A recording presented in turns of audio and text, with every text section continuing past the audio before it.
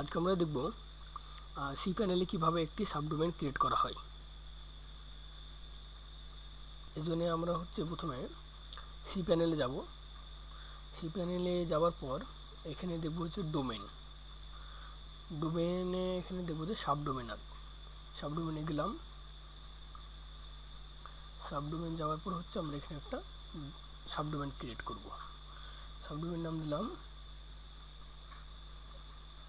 Online shop. এখন এটা আমাদের সাবডোমেইন।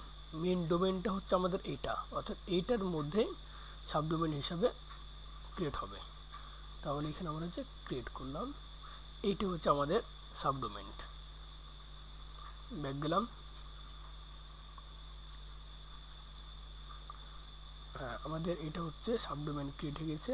এটা অনলাইন শপ 2indexbd। এই 2indexbd আমাদের মেইন ডোমেইন, আর মেইন ডোমেইনের মধ্যে এটা আমাদের সাবডোমেইন।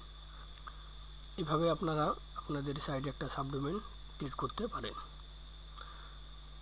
আজকে এই পর্যন্ত। আবার নতুন কোনো টিউটোরিয়াল নিয়ে আপনাদের সামনে আসব। আমার চ্যানেলটাকে সাবস্ক্রাইব করতে ভুলবেন না। আসসালামু আলাইকুম।